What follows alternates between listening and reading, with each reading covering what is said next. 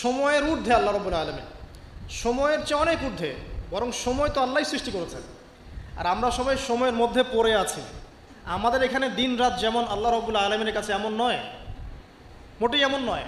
বরং কিয়ামতের দিনটাই হবে আল্লাহ পাকের হিসেবে আমাদের দিনের চেয়ে 50,000 বছরের সমান। তাহলে এই সময়ের যে একটা আমরা গোলক ধাঁধায় পড়ে আছি, এক একটা গ্রহের সময় এক এক রকম, এক একটা গ্যালাক্সিতে সময় এক এক রকম। আল্লাহ পাক এগুলোর ঊর্ধ্বে, চিরঞ্জীব, চিরস্থায়ী।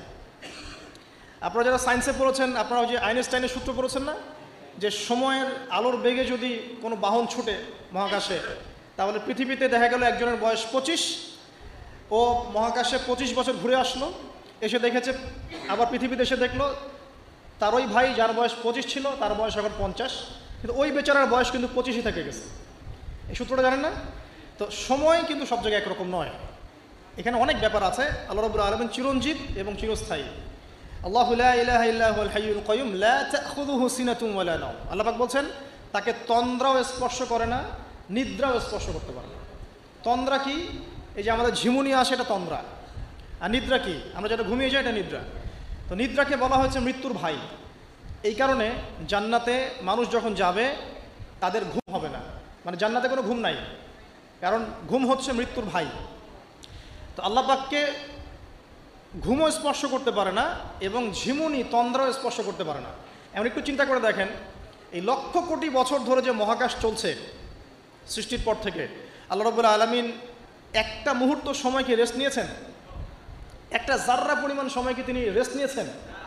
তাহলে সেই মহান সত্তা, যিনি এক জাররা পরিমাণ সময়ও তার ক্লান্তিবোধ হয় না, তার কোনো ঘুম আসে না, তার কোনো তন্দ্রা স্পর্শ করে না, তা আমরা সেই আল্লাহর বান্দা হয়ে কি আল্লাহর বিধান বা তার আনুগত্যের বাইরে যাওয়া ঠিক হবে? এটা সহজ। আল্লাহকে চিনতে শিখুন। আল্লাহ পাক কে? আল্লাহ রাব্বুল আলামিন তো এমন একজন সত্তা যে আপনি সারাটা জীবন আল্লাহর বিপক্ষে চলেছেন, আজকে 2 রাকাত নামাজ পড়ে যদি তওবা করে ফিরে আসেন, ইমিডিয়েটলি আল্লাহ পাক আপনাকে মাফ করতে পারেন।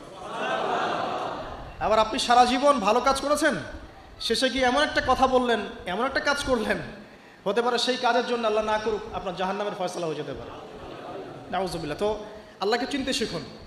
তিনি আর রাজ্জাক, আপনাকে রিজিক দেন, জন্ম দিয়েছেন, সৃষ্টি করেছেন, পরিণত করেছেন, আমাদেরকে আকৃতি দিয়েছেন, আমাদের জান, আমাদের মাল, আমাদের ইজ্জত, সম্মান, পরিবার, প্রতিপত্তি, সব কিছুর মালিককে? সব কিছুর মালিক আল্লাহ রাব্বুল আলামিন। এই কনসেপ্ট যার মনে ক্লিয়ার, ইনশাআল্লাহ তাআলা তার মনে লা ইলাহা ইল্লাল্লাহ ঠিক আছে। আর যার মনের মধ্যে লা ইলাহা ইল্লাল্লাহ ঠিক আছে, ইনশাআল্লাহ সে একদিন না একদিন জান্নাতে যাবে ইনশাআল্লাহ। আসুন সামনে যাই। লা তাখুযুহু সিনাতুন ওয়া লা নাওম লাহু মা ফিস সামাওয়াতি ওয়া মা ফিল আরদ। আসমান সমূহ, এখানে আসমান একটা আসমান বলা হয়নি, পুরো আসমান সমূহ এবং এই জমিনে যা কিছু আছে সব কিছু কার? আল্লাহ। আসমান সমূহটা বোঝেন। একদিন বলেছিলাম একটা এক্সাম্পল, যে এই পুরো মহাবিশ্বে পৃথিবীর অবস্থানটা কতটুকু। একটা সমুদ্রের কিনারায় যখন আপনি হাঁটবেন, বা আপনাদের এই যে এখানে কি নদী আছে? বালাসী। আচ্ছা, ওই চরের মধ্যেই মনে করেন আপনি হাঁটছেন, ওই চরের মধ্যে একটা বালুর কণার কি পরিমাণ দাম আছে বা কি পরিমাণ অবস্থান আছে? খুব বড় অবস্থান? অবস্থানই নাই। এই পুরো মহাবিশ্বে পৃথিবীর অবস্থান তার চাইতেও কম। এই যে সৌরজগৎ দেখছেন, এই সৌরজগতের মধ্যে 1000টা সৌরজগৎ মিলে একটা গ্যালাক্সি হয়, আর এই হাজার হাজার গ্যালাক্সি মিলে একটা আসমান হয়। এরকম করে 7 আসমান, তার উপরে কুরসি, তার উপরে মহাসাগর, তার উপরে আরশ, তার উপরে আল্লাহ রাব্বুল আলামিন। তাহলে চিন্তা করেন যে পৃথিবীতে আমরা কতটুকু অবস্থান নিয়ে আছি। এই সমস্ত কিছু কার সৃষ্টি? আল্লাহ রাব্বুল আলামিনের। এখন সামনে আসেন, লাহু মা ফিস সামাওয়াতি ওয়া মা ফিল আরদ মান যাল্লাযী ইয়াশফাউ ইনদাহু ইল্লা বিইذনিহি। যার এত ক্ষমতা, যে আল্লাহ পাকের এত ক্ষমতা, আল্লাহ পাক বলছেন কে আছে যে তার অনুমতি ছাড়া আল্লাহর সামনে সুপারিশ করতে পারে? এখান থেকে আমাদের আকীদার পরিষ্কার হওয়া দরকার আছে না? আমরা তো অনেক সময় মনে করি যে পীর সাহেব ধরেছি বাস জান্নাতে চলে যাব, নাকি? আমল করার দরকার নাই। বায়াত হয়েছি বাস জান্নাতে চলে যাব, আমার আমলের দরকার নাই। এত সহজ না। আল্লাহ পাক বলছেন কে আছে যে আমার কাছে সুপারিশ করবে আমার অনুমতি ছাড়া? আল্লাহ পাকের অনুমতি না পেয়ে কেউ এই কাজ করতে পারবে? পারবে না। আমরা জানি না রাসূল সাল্লাল্লাহু আলাইহি ওয়াসাল্লাম উম্মতের জন্য সুপারিশ করবেন। হ্যাঁ, শহীদগণ সুপারিশ করবে, এই যে হাফেজে কোরআন, আলেম, অনেক মানুষ, অনেক শ্রেণীর মানুষকে আল্লাহ পাক সুপারিশ করার এখতিয়ার দিবেন। কেন দিবেন? বিকজ আল্লাহ পাক তাদের আমলে সন্তুষ্ট এবং আল্লাহ পাক তাদেরকে সম্মানিত করবেন সবার উপরে। মনে করেন এখানে অনেক মানুষ আছে, এর মধ্যে একজনকে আপনি সবচেয়ে বেশি পছন্দ করেন, সে আপনাকে সন্তুষ্ট করেছে, তাকে সম্মানিত করতে চাচ্ছেন আপনি, এখন তাকে ডেকে নিয়ে আসলেন সবার সামনে, এনে আপনি যে ফুলের তোড়া উপহার দিলেন, মানে আপনি তাকে ভালোবাসেন, তাকে সম্মান করেন। এখন সে আপনাকে যদি কিছু বলে যে আমার অমুক ভাই আছে, সেও মাশাআল্লাহ পথে চেষ্টা করছে, আপনি তাকে একটু সুযোগ দেন, তখন আপনি কিন্তু ওকে সুযোগ দিবেন। এইটা সুপারিশ। মানে বিষয়টা হচ্ছে যে যখন আল্লাহ রাব্বুল আলামিন কিছু মানুষের উপর সন্তুষ্ট হবেন, তখন গিয়ে আল্লাহ রাব্বুল আলামিন তাদেরকে সুপারিশ করার ইখতিয়ার দিবেন। কিন্তু আল্লাহ পাকের অনুমতি ব্যতীত এই কাজটা কেউ করতে পারবে না। এটা আমাদের কনসেপ্ট ক্লিয়ার থাকা উচিত। মান যাল্লাযী ইয়াশফাউ ইনদাহু ইল্লা বিইযনিহি ইয়ালামু মা বাইনা আইদিহিম ওয়া মা খালফাহুম। আল্লাহ পাক সেই সত্তা, আপনার রব সেই সত্তা যিনি সামনের এবং পিছনের খবর জানেন, মানে অতীত, বর্তমান, ভবিষ্যৎ সব জানেন। আদম আলাইহিস সালাম সৃষ্টি হওয়ার প্রথম দিন কি খেয়েছেন আল্লাহ পাক এখন জানেন। কথা বুঝতে পারছেন না? আমরা জানি? কোনো ইতিহাসের বই আমাদেরকে সলিউশন দিতে পারবে? জান্নাত জাহান্নামের ফয়সালা হয়ে যাওয়ার পরে, এটা বোঝেন, জান্নাত জাহান্নামের ফয়সালা হয়ে যাওয়ার পর জান্নাতীরা 100 কোটি বছর পরে কি খাবে, কি করবে, কি পড়বে, আল্লাহ পাক এই মুহূর্তে সেটা জানেন। ঠিক একইভাবে জাহান্নামীরা জাহান্নামে যাওয়ার 100 কোটি বছর পর তাদের কি আযাব হবে, কি পানিশমেন্ট দেওয়া হবে, ওদের অবস্থা কি হবে, আল্লাহ পাক এখনই সেটা দেখতে পারেন। তা আমরা তো আল্লাহকে চিনি না, এই কারণে আমরা আল্লাহর বিরোধিতা করি, তার নবীর বিরোধিতা করি, ইসলাম কোরআন হাদিসের বিরোধিতা করছি, আমরা তো আল্লাহকে চিনি না। আল্লাহ পাক বলছেন ইয়ালামু মা বাইনা আইদিহিম ওয়া মা খালফাহুম, সামনে পিছনে যা আছে, অতীত, বর্তমান, ভবিষ্যৎ সব আল্লাহ পাক জানেন। ইয়ালামু মা বাইনা আইদিহিম ওয়া মা খালফাহুম ওয়া লা ইউহিতুনা বিশাইইন মিন ইলমিহি ইল্লা বিমা শা।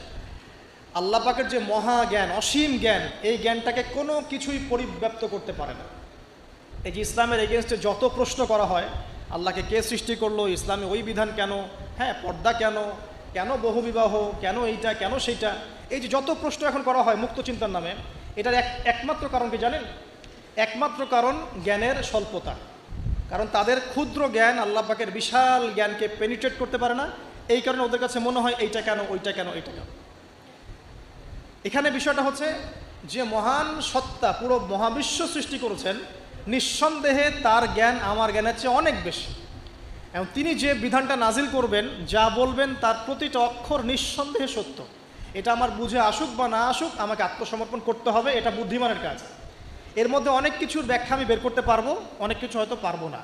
যেটা পারবো সেটা আলহামদুলিল্লাহ, যেটা পারবো না ইনশাল্লাহ আগামীতে হয়তো সেটা বের হবে, হবে না?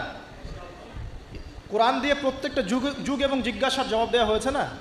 এখন হয়তো ওয়ার্ল্ডে এমন নতুন নতুন কিছু মাসআলা এসেছে যেগুলো এখন পর্যন্ত আবিষ্কৃত হচ্ছে না, হয়তো সামনের দিনগুলোতে দেখবেন ঠিকই এগুলো আবিষ্কার হয়েছে। দেখবেন হয়তো কয়দিন পর যদি নাসা বলে যে হ্যাঁ জান্নাত জাহান্নাম বলে কিছু আছে, আমরা দেখেছি, ওরা এখন বলছে না মহাবিশ্ব এখানে প্রাণ আছে, এই আছে, সেই আছে, মানুষ বিশ্বাস করছে। কয়দিন পর যদি তারা এই কথাটা বলে, তখন দেখবেন সারা বিশ্বের মানুষ বিনা বাক্যে বিশ্বাস করবে। তো যেটা আগামীতে হবে সেটা আল্লাহ পাক আগেই জানিয়ে দিয়েছেন। তো প্রকৃত মুসলিম এবং বুদ্ধিমান মুসলিম সে যে নিঃশর্তভাবে আল্লাহ পাকের এই বিধানগুলোকে মেনে চলে, এখানে কোনো প্রশ্ন করতে যায় না। কারণ সে জানে আমার জ্ঞানটা সসীম, আল্লাহ পাকের জ্ঞান অসীম। ক্ষুদ্র জ্ঞান কখনো আল্লাহর মহাজ্ঞানকে পেনিট্রেট করতে পারে না। এটা আল্লাহ পাক বলছেন যে আল্লাহর মহাজ্ঞানকে কোনো সত্তাই পরিবেষ্টন করতে পারবে না ইল্লা বিমা শা। যতটুকু জ্ঞান তিনি দিতে চান এতটুকু বাদ দিয়ে, যতটুকু জানিয়েছেন এতটুকু বাদ দিয়ে আমরা জানি না। যেমন কিয়ামতের অনেক সাইনের কথা বলা আছে না, এক্স্যাক্টলি কোন দিনে কিয়ামত হবে কেউ বলতে পারবে না। আল্লাহ পাক যতটুকু চান এতটুকু আমরা জানি। ইয়ালামু মা বাইনা আইদিহিম ওয়া মা খালফাহুম ওয়া লা ইউহিতুনা বিশাইইন মিন ইলমিহি ইল্লা বিমা শা। এই যে ওয়াসিআ কুরসিয়ুহুস সামাওয়াতি ওয়াল আরদ, আল্লাহ পাক বলেন এই মহাবিশ্বকে আল্লাহ পাকের কুরসিটা ঘিরে রেখেছে। এই কুরসি কিন্তু আরশ নয়, এই কুরসি পুরো মহাবিশ্বকে ঘিরে রেখেছে। এর উপরে আছে মহাসাগর, তার উপরে আছে আরশে আযীম।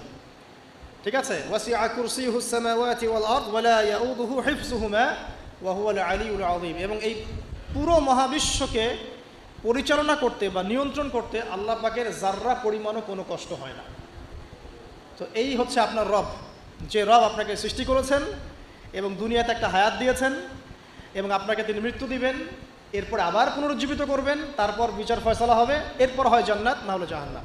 না, আপনি আপনার রবকে চিনতে শিখুন, তাহলে ইনশাআল্লাহ তাআলা এটা আপনার জন্য সহজ হবে, আল্লাহর আনুগত্য করা, তার দাসত্ব করা। কোরবানির পর দিন ঢাকায় দেখা যায় ফকিরেরা কোরবানির দিন প্রাপ্ত কোরবানির মাংস বিক্রি করে থাকেন। গরিবেরা কোরবানির মাংস পাওয়ার পর বিক্রি করে দিলে কোরবানিতে তার কোরবানির কোনো ক্ষতি হবে কিনা? ভাই আব্দুল্লাহ নোমান, আপনার প্রশ্ন উত্তরে আমরা বলতে চাই যে কোরবানির পশুর গোশত এটি গরিব এবং অভাবী মানুষরা পাওয়ার পর এটা একান্তই তাদের অধিকার, এবং তারা তাদের গোশত নিজেরা খাবেন নাকি বিক্রি করে দিবেন না অন্য কাউকে দান করবেন সেটা একান্ত তাদের ব্যাপার।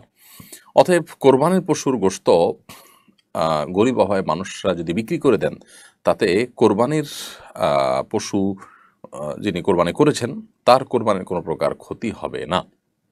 আমাদের একটা জিনিস পরিষ্কার থাকা উচিত, যখনই আমি কোনো জিনিস কাউকে দিয়ে দিব তখন এই জিনিসটা তার হয়ে যাবে, তখন আর আমার উপরে তার কোনো কিছু বর্তাবে না। জানাজা নামাজের পর মাইয়াতকে কবর দেওয়ার পর কি মৃত ব্যক্তির জন্য সকলে মিলে আলাদা দূরে গিয়ে দোয়া করতে পারবে? জানাজা নামাজের পর আসলে কোনো দোয়া নেই, তবে মাইয়াতকে কবর দেওয়ার পর যেটা আপনি বলেছেন সেটা দোয়ার পর কেবলামুখী হয়ে দোয়া করার প্রত্যেকে যার যার মতো, এটা সুন্নাহ দ্বারা সাব্যস্ত। নবী সাল্লাল্লাহু আলাইহি সাল্লাম মৃত ব্যক্তিকে দাফন করার পরে বলেছেন যে সালু লি আখিকুম সুবাত, ইস্তাগফিরু লি আখিকুম ওয়াসালু লি লাহু সুবাত, তোমরা তোমাদের ভাইয়ের জন্য ইস্তেগফার করো এবং তার জন্য অটলতা অবচলতা কামনা করো। এই দোয়াতে এই নির্দেশনা তিনি করেছেন, বিধায় এটা সুন্নাত, অর্থাৎ কোনো ব্যক্তি তার মৃত ব্যক্তির জন্য দূর থেকে দোয়া করাটা সুন্নাহ দ্বারা সাব্যস্ত। প্রত্যেক ব্যক্তি দাফন করার পর কেবলামুখী হয়ে তার জন্য হাত তুলে দোয়া করা এটি সুন্নাত, তবে জানাজার পরে কোনো হাত তুলে দোয়া করা সুন্নাহ দ্বারা সাব্যস্ত নয়।